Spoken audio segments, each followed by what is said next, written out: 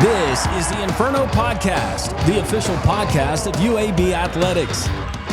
Blazer fans, this is the place each week to get an inside look into UAB Athletics. This episode is brought to you by Pearl River Resort.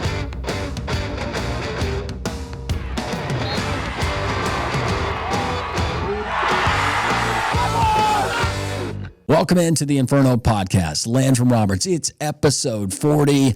And as always, the rundown being brought to you by our friends at Legacy Credit Union, the official credit union of UAB Athletics. We're going to talk football today. Sam Mills III, new defensive line coach for the Blazers. A lot of NFL experience joining the defensive side of the ball. Sam Mills, 17 plus years as an NFL assistant. So many insightful, valuable things that we can learn from him. He's going to join us. And one of the talented defensive linemen that he is having the pleasure of coaching this year. And we're talking about Nigel Tate, who is an outstanding football player, but a dynamic person. You're going to see that first and foremost. It's episode 40. It's the Inferno. So glad you're with us. Trent Dilfer here, head football coach of the UAB Blazers. I want to tell you about my friends at Legacy Credit Union. Legacy began as University Credit Union in 1955 and remains committed to UAB faculty, students, alumni, and fans. Not only do they support the Birmingham community, but they are also proud sponsors of UAB and UAB Athletics. Visit LegacyCreditUnion.com and find out why you should become a member today. The Inferno Podcast, Blazer fans, we've made it really, really easy for you. There's a lot of different ways that you can consume this podcast each and every week, and we certainly appreciate you doing that. But you're going to appreciate it because we're going to keep you up to date on everything going on within the athletics program, the green and gold. YouTube, it's pretty simple. At Inferno Podcast UAB, like, subscribe, ring the bell, tell your family about it, your friends, your neighbors, spread it around the office. This thing is going to catch fire, literally. Appreciate you joining us there on YouTube, but also Instagram. You can find us Inferno_pod on Twitter, or the X if you prefer, at InfernoPod_UAB. On Facebook, that's kind of the OG, right? UAB Athletics. You can find it there on Facebook. And, of course, you can go to UABsports.com. We got links. We got all different ways. There is no excuse for you to miss the Inferno Podcast each and every week.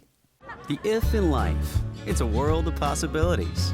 If you go for a night out with friends, if you can keep an eye on your money along the way, if you know you have overdraft protection with no fee transfers from savings, when you get a low balance alert, it's easier to say yes to fun. If that sounds good, try Regions Life Banking. Stay ready for the if in life. Regions Bank, embrace the if in life.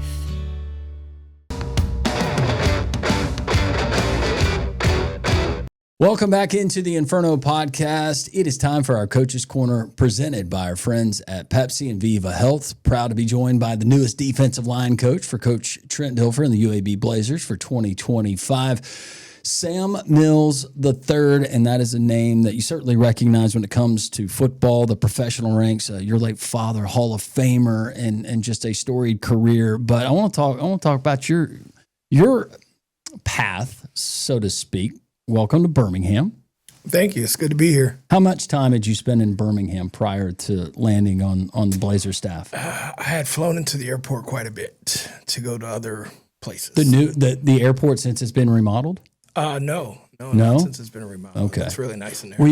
They have in the interest of transportation safety or passenger safety, you have the announcement that comes over. And for many, many years when they first redid the airport, they got a new narration and it sounded like Morgan Freeman. And everybody was convinced that Morgan Freeman was voicing all the stuff for the Shuttlesworth Airport. Attention, travelers.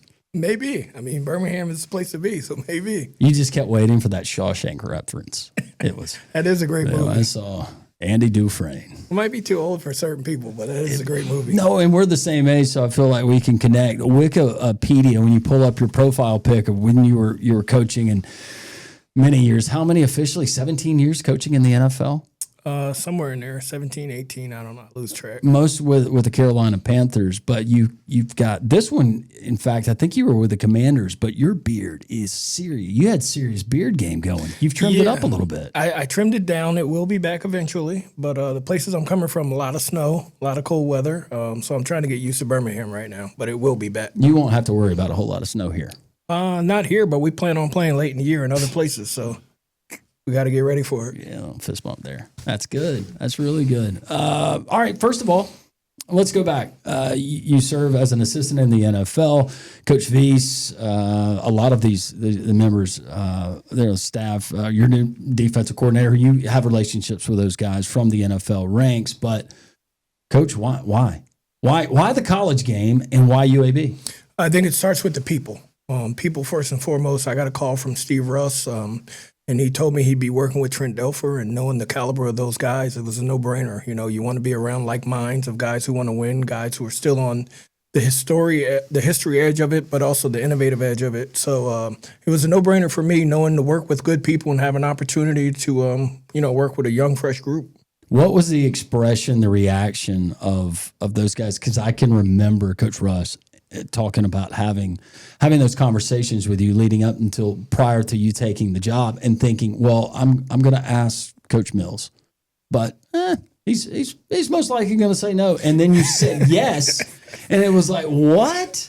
Well, me and Russ go back a while. We've been in the trenches together. So I could tell the way he was asking, he didn't think I was going to say yes. Okay. And I don't know, he caught me at the right time, he caught me at the right day. And a guy like Russ, when when he calls and you know what the job is going to be, you know that you're going to work hard, it's going to be good, honest work, it's going to be camaraderie, family. It's hard to say no to that. And then as I went through the process and I got to know Trent, I knew those were like minds together. And I knew Trent was passionate about the game. And it was like, okay, well, if you work for good people and you're in a good place, the Alabama is a great ground to get players, to get the student athletes here where you can stay in your own backyard. So it was, it's pretty easy for me to come and help. It seems like now you see the reverse. You see college coaches that are either looking to get out of it in some cases, or I want to get to the NFL because of the workload, because of the personal relationships, whether you got a young family and all of that. Not that you don't value those things, but it usually works in the reverse order. But Coach, you jumping into the college game now where there's all this extra that you're responsible for. So you see all the extra. What I see is I actually get the guy at the root of it now. Nice. So I get the guy who's still trying to be hungered to get to that level. So I've dealt with that level for so many years. I know what those guys are like. Now I want to come back down and see, hey, let me train a guy who's hungry to learn, hungry to put the work in every day to change his family's life later. So it's been fun working with our guys, guys who are attentive, who are sharp, who are energetic, and they got younger bodies. They're lively. And here's the other thing. Every day in the building, they've got energy and juice. Every day, you better bring it because they're going to bring it as soon as they wake up and walk in the door. Not in all cases. I don't want to blanket NFL, but what would you have to deal with dealing with the personalities of the NFL that maybe you don't deal with so often at the college level? Well, I think you got to remember our guys right now are coming from high school, right? So how much do you really have on your plate? It may seem a lot at the time, but when we look back, how much are you really bringing? You're bringing your clothes with you, maybe your car with you, and hey, it's time to work. When you're dealing with professional athletes, these guys have families and businesses, and you're dealing with a different stage of life of a guy. So there's a lot more that goes into it emotionally. It's harder for him to come in and put the juice on every day because there's a lot of things going on at home. So it's just a different level you're catching them at. Quite honest, there's guys who get in the NFL who reach a certain level of their career where they do know everything, and you're trying to make it fresh for them every day, and you're trying to make it, exciting. In college, they don't know everything. So every day is a brand new day for them that they're learning. I've heard coaches that have coached in the professional ranks, college, even educators, just from somebody like my mother. She taught first grade for 30 years. And what drives these individuals, because you put in so many long hours and you invest so much, not only emotionally, but professionally into these young people. And what is that light bulb comes on, aha moment for you when it comes to a player that you've coached that's just so gratifying? I think it starts in the meeting room. If you teach something and you see a guy get it, you can see it in his eyes. You can see it in his face. That's why most of my players will tell you, I rarely talk to the back of their heads. I need to see their face. I need to see their eyes for understanding. for confirmation. And then when you get on the field and the guy gets it, his body just responds a different way. It jumps a certain way when he knows what he's doing and he's doing it fast, and he gets positive results out of it. And that's when you know, okay, he's got it. We can store that in a pocket and we can move on to the next thing. What's one of the most important things you witnessing, whether it being taught at the professional level, but something that, or you personally in your playing days, that you have taken with you and you use that there in your transcript, so to speak, of how Sam Mills coaches a football player? The first thing my players will probably tell you is I'm always yelling at them about getting off the ball. As soon as the offense snaps the ball, there's nothing that they're trying to do that's slow. So we shouldn't be moving slow either. So we're going to play fast first and foremost. The next thing we're going to do, we're going to play with violence. You know, a lot of people want to call it physicality. No, the offense can play with physicality. We're going to play with violence. And then lastly, we're going to play with sound fundamentals. Everything we do is going to be sound, and that's from the practice field to the game. Break down violence for us. So offense wants controlled violence. Everything is not going to be pretty for us. Everything is not going to be painted inside the lines, nice and neat. There's going to be some chaos at times, but as long as we're moving fast and we're all going towards the football, it'll work out for us. Well, there's so many different things and so many different layers of player, and especially at the defensive line position. What are you looking at besides come off? You're talking about, hey, you know, ball snap, boom, you're going 100 million miles an hour. What else are you looking for to say, you know what, that'll work for me, that'll win for me? So first, it's the alignment. You know, did you get aligned correctly in the defense of what we're trying to get you to do? Okay, that's number one. Now, your stance, you're coming off the ball, your hand placement. You know, are your elbows tucked inside? Are our eyes in the correct place? Are you taking care of your job responsibility? We ask you to be 111th. Just do your job first and foremost. So for us, you know, so much as everybody plays off of us. People fit in gaps behind us. So first and foremost, we have to be where we're supposed to be. We have to be reliable to the people behind us. And if we're doing that and we're doing that at a fast rate, I mean, we can get a lot of things done with this defense. There are certain things that you cannot coach. To me, it was always, I can be inspired by external sources. But as far as motivation a lot of times comes from within. You just got to decide, hey, I'm going to get up, I'm going to do it. Certain things you can't coach. What are some of those things that you look for, as far as cerebrally, if I can say it, in a player, and those attributes that maybe don't show up on a stat sheet? I've got to give Ron Rivera his credit on this one, and it's something, you know, we use in Carolina every day, and it's the three things that only the player can control, and that's the attitude, the preparation, and the effort. Those three things no one else can control. You know, we support you as much as we can. We'll teach you as many techniques as we can. But at the end of the day, your attitude is on you. Your preparation, once you leave me, is on you. And your effort on that field is on you. And, we went out and we looked for guys to bring in that possess those things that we could see in their film.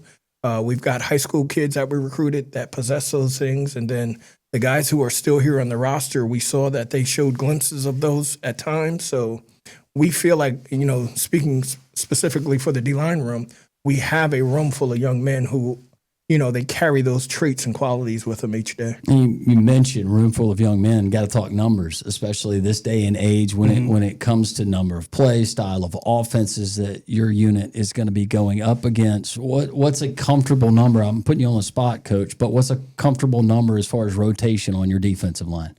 Well, I guess I look at it this way. If you can tell me how many plays in the game, then I can tell you how many guys are going to play and how much they're going to play. Okay. And how well we're doing on defense dictates that, right? So if we play a game with, low numbers, first and foremost, the biggest thing I probably told my guys when I walked in the room is you will not play every play of the game. And the reason you won't is because I want your motor running at 100 miles per hour every time you touch that field. So you're going to get tired. Pros get tired. They got to come out, they get some water, they take a break, they go back in. So we're really as strong as the deepest what we can get, right? So we've got a room full of guys who have some experience playing. So that allows us to really rotate and stay fresh and, attack offensive lines. All the great players that you coached, you were around either growing up through being around. I know that you were, when your dad was playing, you were still a part of that team and you worked with the team in various roles, and then to becoming a player yourself and then moving on to coaching. But let's just take someone from Antarctica, and they've never seen football. They have no concept of football. Okay. Right? We just discovered them. Oh, my gosh, you're here. Wow, this is amazing. We want you to come and play football. You've got to turn on the tape for a defensive lineman. That is your prototypical, I love everything about it, whether it's get off, physicality, playing with violence, playing his technique. What player are you showing and going, you know what, do everything that this guy did and you're going to be just fine? Let's see. If we're talking players of mine that I've had, if we're talking an outside guy, I mean, it's a no-brainer. I got to put on Julius Peppers first and foremost. That's a good one. You know, any guy that wears a gold jacket at the end of his career is probably going to be good to show as an example. And then when we talk inside guys, I mean, I've had quite a few, but probably the two best that I've had inside were Chris Jenkins and Kawan Short. Okay. And you know, they're both interesting because one is physically imposing, and then the other one is more of a technique, hard worker, hands, hips guy. So it really depends, you know, what you're looking for. And I'll say this about Julius Peppers. He is physically imposing, right? So everybody may not be able to look at him and pull something from everything he does because it looks different. But I will say Birmingham's own Mario Addison, he is the type of guy that I would put on. He's a smaller guy when it comes to traditional ends whose motor just comes off the tape. And it shows the grit and the will and the determination. So, you know, it depends what type of guy we're bringing in. If we're bringing a guy with size, you show him size. If not, you show him, hey, you don't need the size. Here's another way to do it. Without indicting any past coaches who have coached the position, whether at UAB or other places, and players, that's not the purpose of this exercise. It's to find more about you and what we could potentially see in the 2025 season of UAB. When you met with this group, and there's a lot of new faces to UAB fans, what were you thinking to yourself, whether meeting them in person, seeing the film, and saying, all right, this is potentially what we can be? I know that's a loaded and tough question. Yeah, it's a tough question because when I first met them, we had not been on the grass yet. So I was looking at a bunch of faces that were willing to learn and ready to get on the grass, but we hadn't been on the grass yet. Once we start practicing, I start seeing that we got a bunch of guys who are hunters, and that's what I'm looking for. We're hunting the ball carrier, we're hunting the quarterback, guys who are not just happy being on the field, guys who want to make an impact. And as we kept going through lines and lines of, hey, first group, second group, third group, when you see it and it's consistent and it holds up, that's when I knew, like, okay, we're going to have something. I don't know exactly what we'll be yet, but we're going to have something because we got guys who want to be involved in the play. We got guys who have the hunger to get in on the play and not just kind of get blocked and stand there and watch what's going on. So, yeah, I'm excited about the group. I think the group has potential because of the play style that we have on defense. We're allowing them to be active. We're allowing them to attack. And then, like I said, we've got some bodies who've played before, you know, and I think when we piece that together and put it together and work together, it's going to produce something really well for UAB. We continue. Defensive line coach of the UAB Blazers, Sam Mills III. We're going to meet one of those newest additions, one of those guys that coach is trying to, let's just say, sharpen iron with iron, right? That's right. We're going to meet him next as the Inferno podcast continues. Welcome back into the Inferno podcast. Landrum Roberts continuing to be joined by UAB defensive line coach Sam Mills III. And coach, we got a young man already impressed by one of the guys you have working in that group. He is another addition, a new addition. That can be said for a lot of rosters in college football, but especially for this year's version of the UAB Blazers. Nigel Tate, tell us a little bit about what you saw, those conversations we were having just in the last segment. What did you see that jumped out about a guy like Nigel Tate? I mean, first and foremost, you see his imposing stature right off the film. As soon as you turn it on, big guy in the middle. So your eyes get drawn to him. You want to see what he's going to do. And then right away, he just showed some traits that I love. You know, he showed coming off the ball, the ability to drive people back, the ability to control people.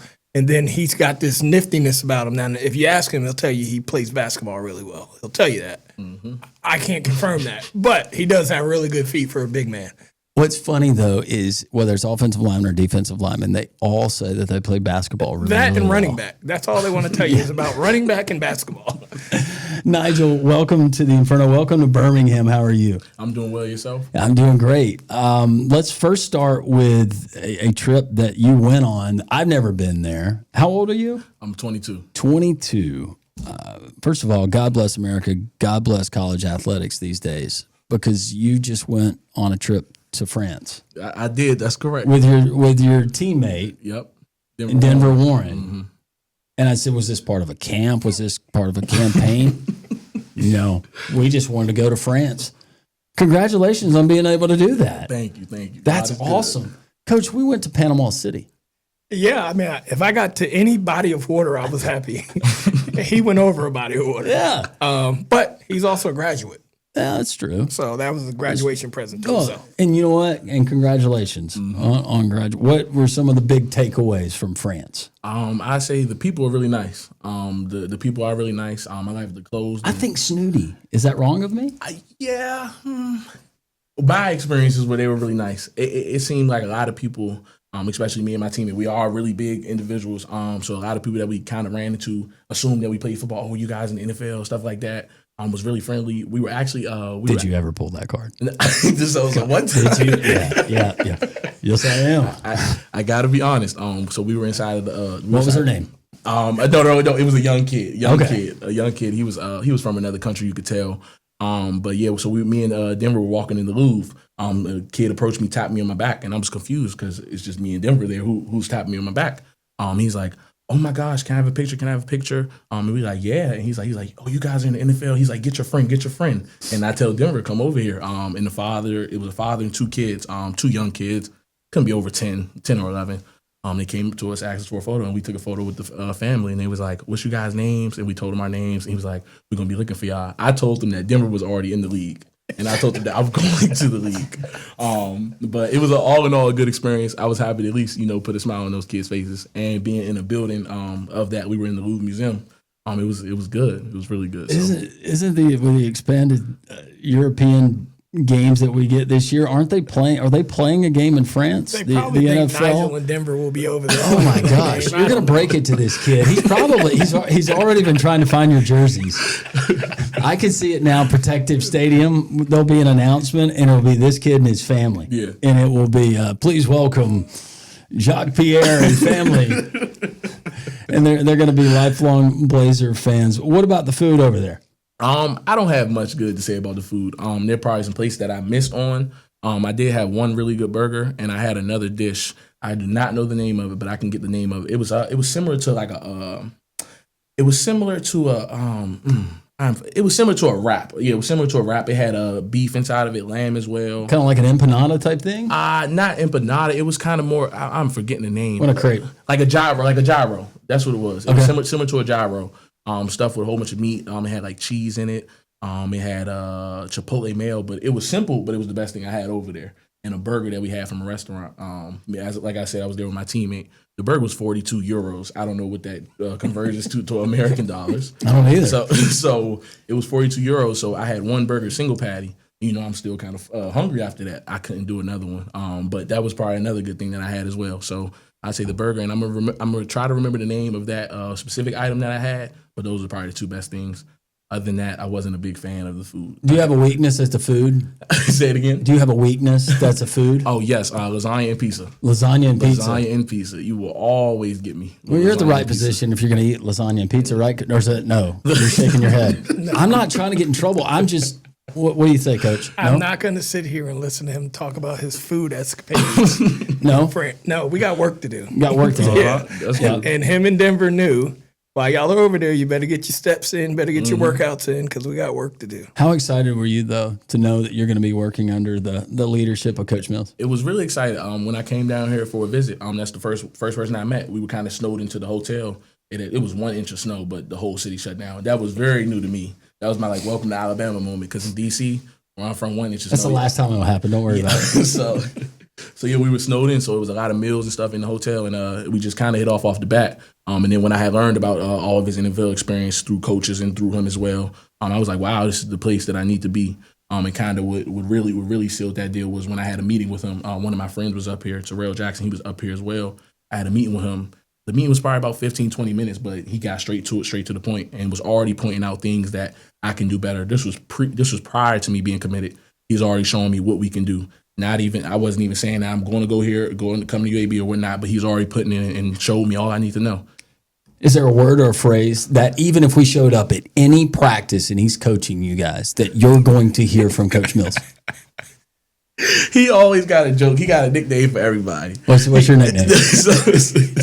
Well, now it's Big Baguette.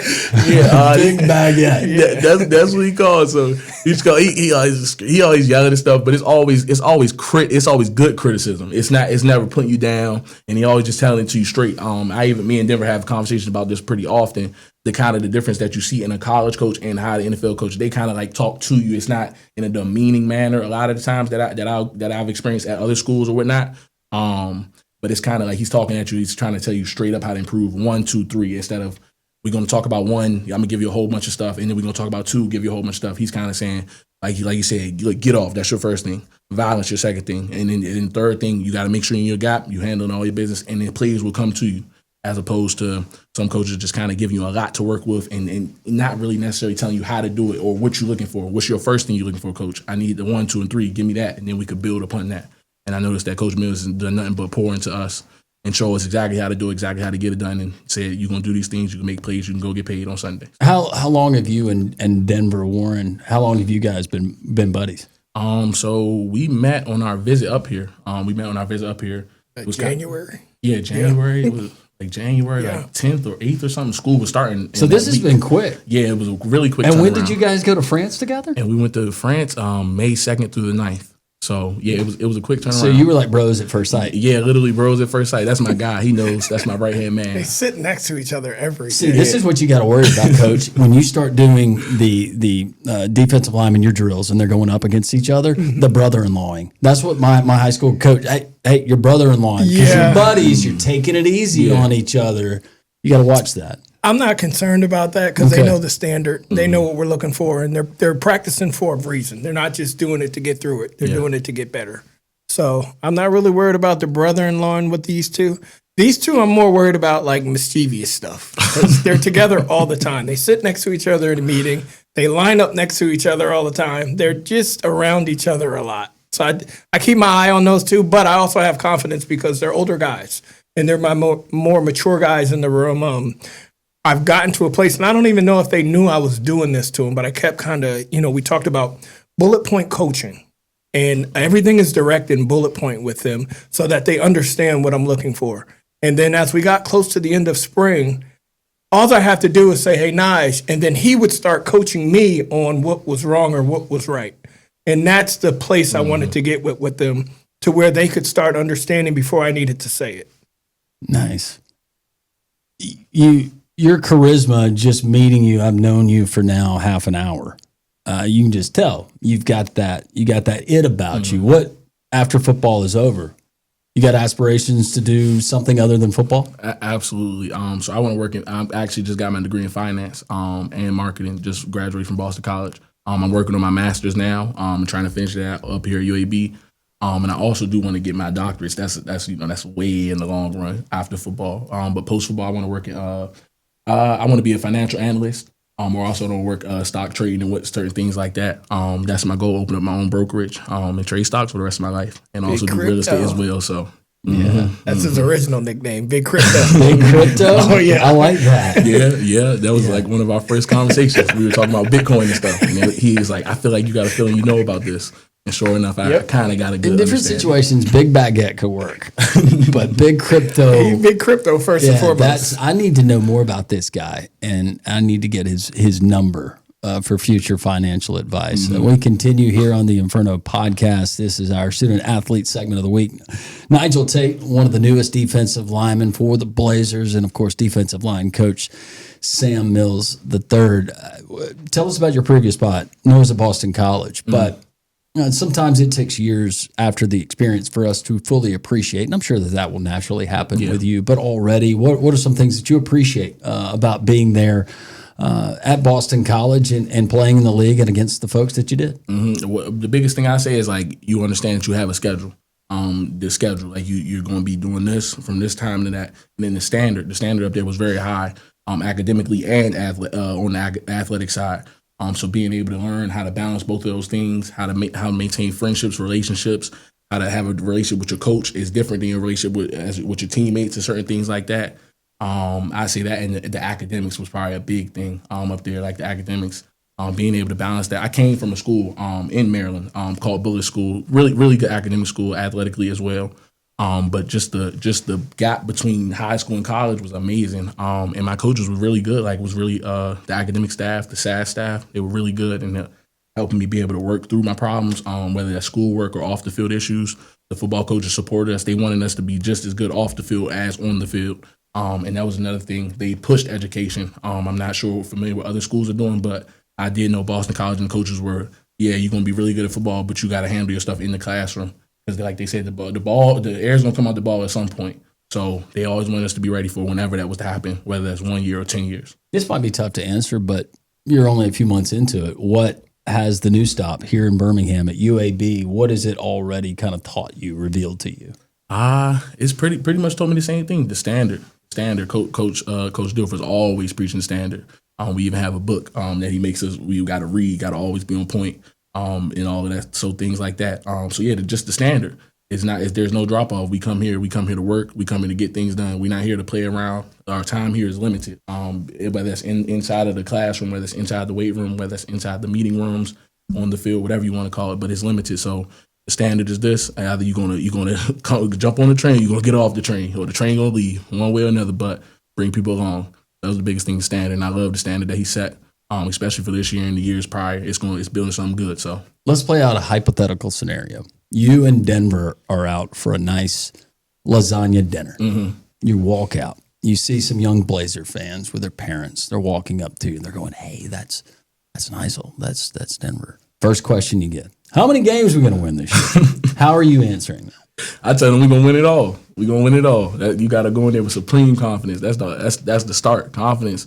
A lot of times, especially being an older athlete now. When I was younger, the confidence wasn't always there. But then you realize it's not much of a drop off physically and technically between you and an older person. It's kind of a lot of times the confidence. He's thrown that chop club 100 times. Oh, he knows he can do it. As opposed to I never threw it before. I'm kind of going there a little slow, kind of going there a little antsy and stuff. But you throw it with some physicality, like Coach said, violence, it'll work. And then that confidence starts to build more and more and more. So I'm going to go in there off the bat. We're going to win them all. You like that answer, didn't you? I mean, if he doesn't believe we're going to win, who should believe we're going to win? No. Mm-hmm. Why even show up, right? Yeah. It all starts with you. Does a boxer go in the ring thinking he's not going to win? Nope, not. All right, well. You got a glass jaw. That's right.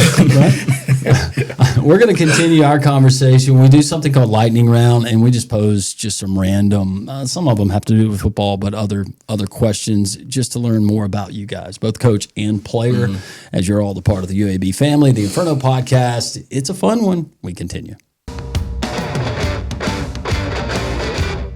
Welcome back into the Inferno podcast. Landrum Roberts, Coach Sam Mills III, defensive line coach for the Blazers, and also one of the newer additions of the UAB football team for 2025, defensive lineman Nigel Tate. It is time for our lightning round. We just pepper you guys with some questions. If you need clarity on a question, we can certainly do that. And then there might be a follow-up question or two, and that might be the only question that we just get stuck on.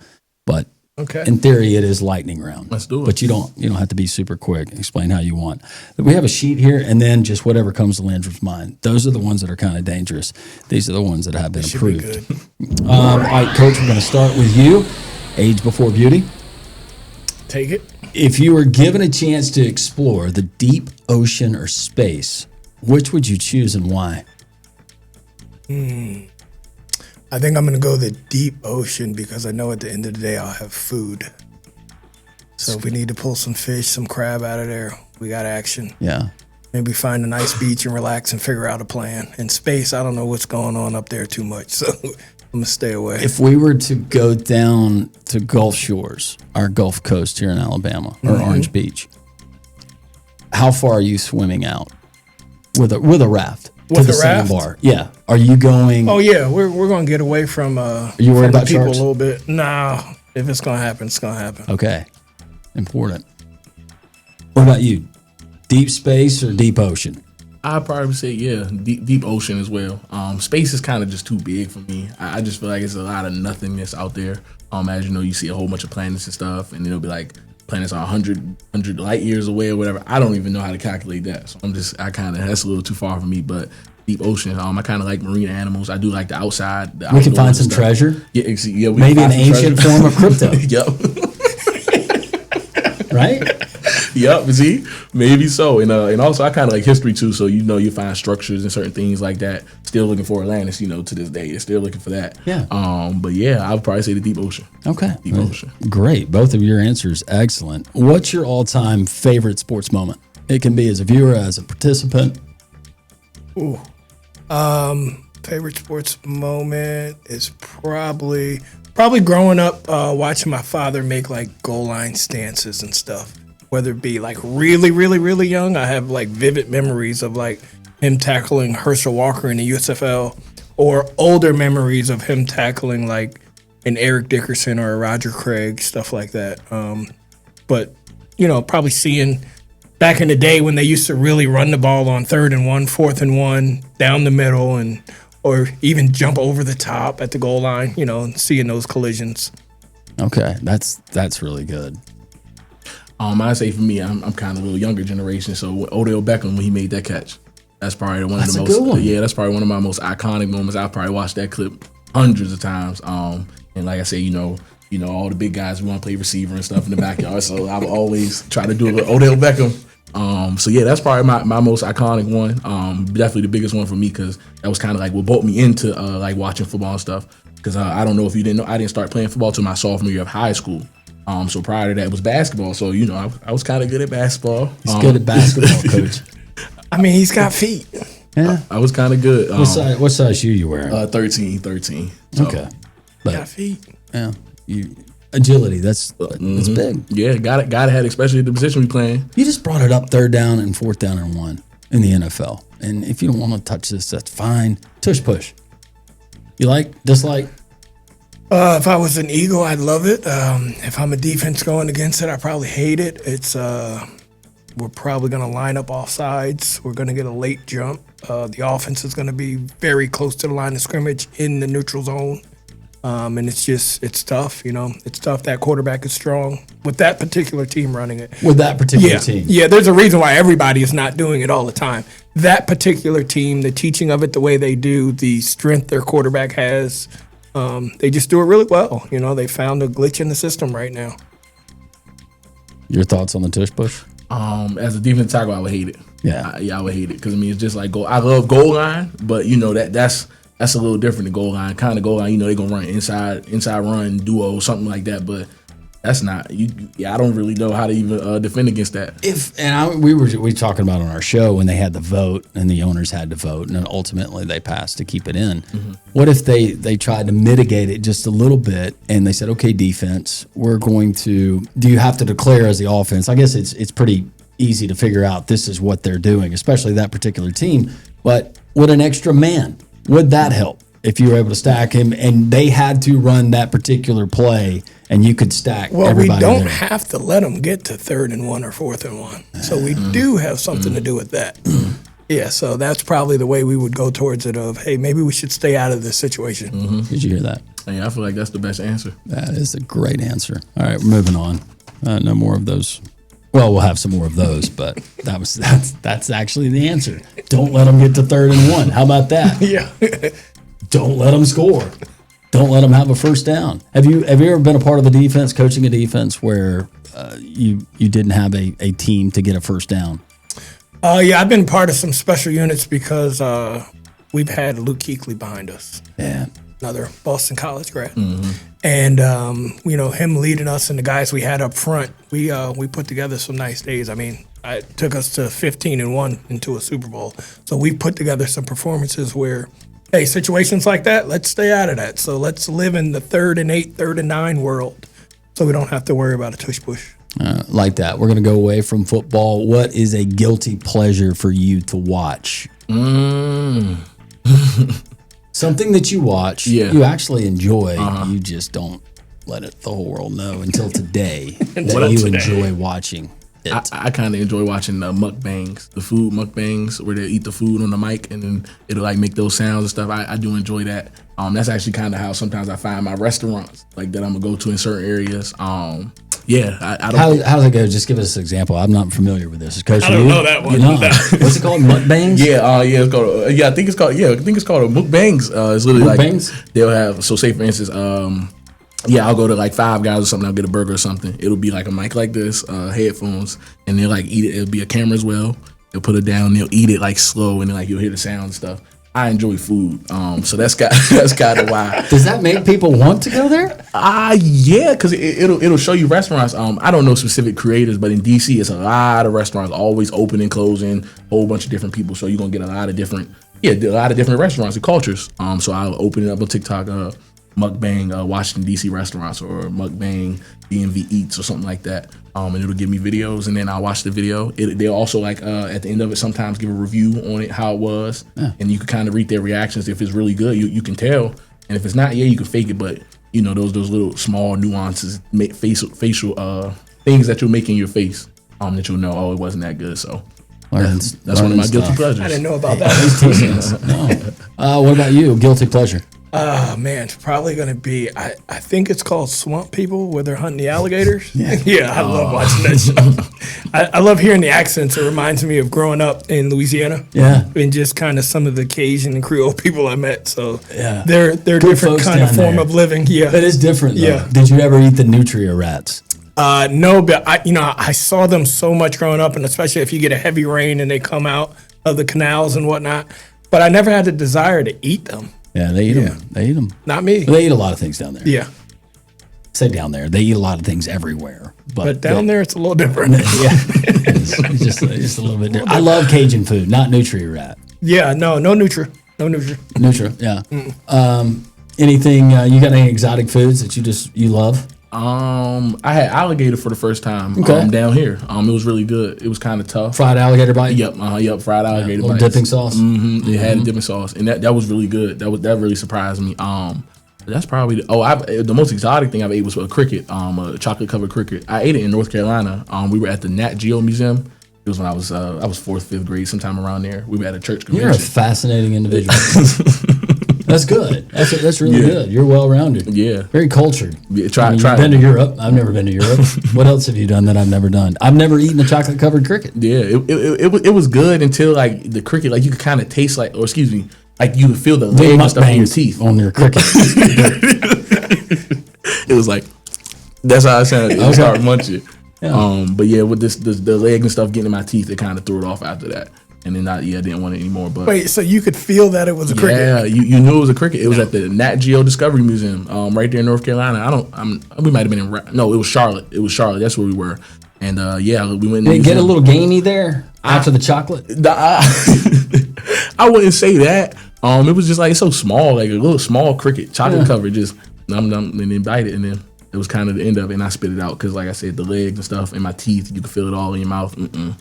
I said, that's no good. No good. In all of your travels, do you ever say, you know what the heck, I'm going to try it? We've caught crickets, but we didn't eat them. Oh, you didn't eat them? Yeah, no. You put them on a hook. Right. Put them on a hook, and you went to catch dinner.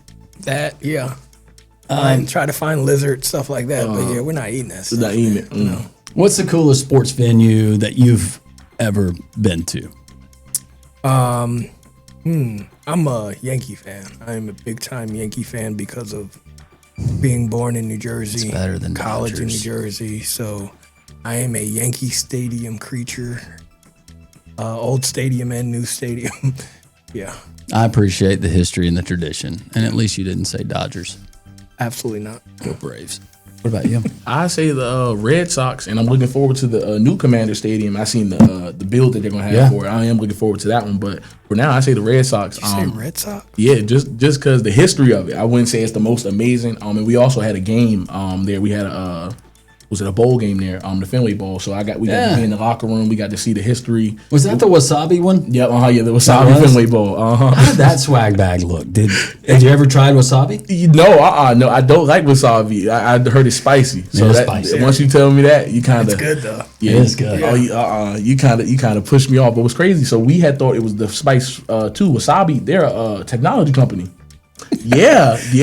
It's a technology. We had wasabi. You just wasted a lot of money on that bowl game because I thought it was the condiment. I thought it was too. No, it's a technology company if I'm not mistaken. So, but yeah, that was probably the best sports venue I've been at. Just because, like I said, the history behind it. I was down there, been to a few Red Sox games. I actually got some funny videos from some. I had to show you off camera or whatever. But we had a really good time. But if you could invent something to use in your everyday life that's not out there, what would it be? I would say something similar to the Ark of the Covenant. The reason I say that is just because religion is very big for me. Sometimes, if like you could just look, and maybe touch like maybe a small Ark of the Covenant, maybe you could like reset how you're feeling and stuff. Because I believe you just call on Jesus, you pray and stuff, you'll start to feel better. Amen. But I'll say if you could just have like a little invention like that, I think that would be perfect. I don't have a name for it, not well thought through, but I say something similar to that. I'll ask you a different question. No, I'll take that question. No, that's I'd like good. to invent a couple more Nigels. Right? If I can invent a couple more Nigels, I'll take that. And not blowing smoke here, but that's a great answer. As far as your faith and being so important in your life, what does that look like for you? If you don't mind sharing, just on a daily basis, or you can go big picture. Yeah, so I'll go daily basis and I'll go big picture. So I say on a daily basis, I always start the day off praying. So there's a prayer call that I join every morning. It starts at 5:30. Perfect time. That's the time I'm getting up to do workouts or whatever you have it. So y'all always give him that prayer call. Pastor Creighton, he's my pastor, so he always pray for us. Ask if anybody needs anything to pray for. I might have something to pray for. I pray for teammates as well. They've confided in me, told me to ask for prayer. So I'll start off the morning. It's from 5:30 to 6:15 maybe. And then I'll just pray. Then I'll come back from following workouts. I'll come back home and I'll do my I'll read my Bible. I call some of my friends. We might read together. I try to watch a sermon, and then at the end of the night, I'll end my day with prayer. Kind of a longer prayer session at the end of the night. Going to sleep. So yeah, that's probably my day to day. And then on Sunday, I go to church. Wednesday, if I can make it, I'll go to church. But when I was younger, I was going to church about 4 times a week. Believe it or not, 4 times a week, and I would. Were you in the choir? I actually was in the choir. Really? And I sung when I was in North Carolina. So I was down there for a church convention. When I had the Crickets as well.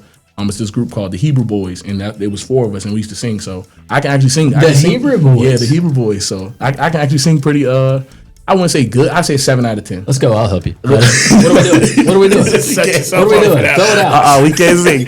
I'm a little shy right now. But come on. You know what? You know what's funny? I've actually been having a thought. I'm like, I want to sing the national anthem at one of our games this year. That terrifies me. Look, I want to sing it, and look, we're gonna make it happen. Look, we saying it here. We're gonna make it happen. I want to sing one of them. Maybe at senior night or something like that. I'll talk him off of that ledge. I got some video of a player who felt the same exact way. And it's recent. Yeah, it's recent. So okay. I'll get him off of that. Yeah, I have said a lot of things and been asked to do a lot of things with a microphone, but that is one that it terrifies me. It terrified the guy that did it.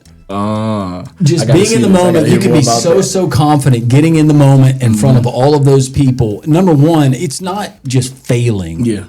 We're going to fail, but it's butchering a song or singing the wrong words, and people just assume like he doesn't know the words. Yeah. When you do, that's a high pressure moment. But I mean, I guess you could say I'm built for it. We play in front of a whole bunch of people and all those things like that. Kind of been in the spotlight. After sophomore year, kind of been in the spotlight pretty much. For a long time, I've always been around a lot of people. My family is always, especially at church and stuff. I know a lot of people in church, so I'm kind of built for those high pressure moments. And 4th and 1, you see, that's why they put me in there. So you said a sermon. Is there a particular? Because I'm all over the place. I'll go back to the past. I'll watch an old Billy Graham. I'll watch something new, not necessarily just my pastor. Yeah. I love my pastor, but do you go all over the board? Not necessarily. It would be a lot of TD Jakes playing in my household when I was younger. My mom would always have it in her room, but I kind of keep it simple to either Pastor Creighton or Pastor Tolentino or Pastor Bratcher, the three pastors that I've one that met in Boston, one in Birmingham, and one in Washington D.C. I kind of just watch those old sermons from those churches just to kind of stick to what I know. It might be, I guess, narrow-minded, but at least I know it's the truth. That's my biggest thing. I'd rather have the truth than opposed to being open to a whole bunch of different ideas. You think finance, but God might have something else planned for you. Amen. 1,000%. Amen. You know? Oh yeah. That's really, really cool. I can't follow that with really a lot of the other questions that we were going to go to, because that would be quite the transition. Coach, anything else we need to know about you personally that you want the UAB fans to know? I'd probably say the biggest thing is their support. In my small time here in Birmingham so far, I've had an opportunity to see some UAB alum in the passion that they have for the program, and watch them through other sports, through the basketball or through baseball, softball. And I know that the support is there. We've got to earn it, and we are here to work to earn it. I don't expect it to be there from the very beginning, but I do expect us to earn it. So I just want them to be on the lookout for it, to see that we're coming. And our guys are going to put the work in. Our guys are going to do the right thing. Now, they are young men. They're young men. They're going to slip up because that's what we all have done. That's what they're going to do. But they've got good hearts, and they've got the right mindset, and they are working towards being better on and off the field. And just to UAB alumni and fans, if you pay attention, I think we're going to put something on the field that you'll be proud of on and off the field. Anything you want to add to that? Coach said it exactly how I need to be. Well, I think Coach said it best, and I'll add one. But we need more Nigels. Good Lord, please send us more Nigels. But also, good Lord, please send us more Coach Sam Mills. Coach, thank you so much. Thank you, guys. It's been great meeting you, and can't wait to continue and watching you not only coach, but also guys like Nigel and others that you're coaching, not only to mold them into becoming successful and great football players, but men. That's awesome. Thank you. Thank you, guys. Nigel, we appreciate it. Thank you. Go Blazers. Yes, sir. Go Blazers. Inferno Podcast, we continue. Inferno Podcast continues. You know, when I think back to my childhood and I think about some of those fun moments, some of those fun memories, a lot of them happened during the summertime. You think vacation and being out of school, that's great. But also you think about camp, summer camp. And I'm not talking, and those are great, just about your typical summer camp when we think about canoeing, kayaking, archery, crafts, skits, all of that good stuff.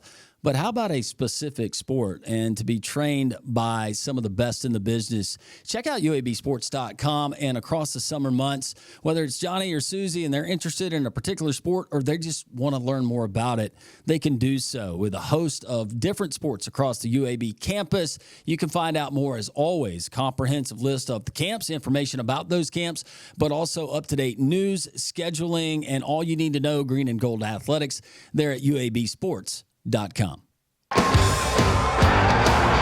This is the Inferno Podcast, the official podcast of UAB Athletics. Blazer fans, this is the place each week to get an inside look into UAB Athletics. This episode is brought to you by Pearl River Resort.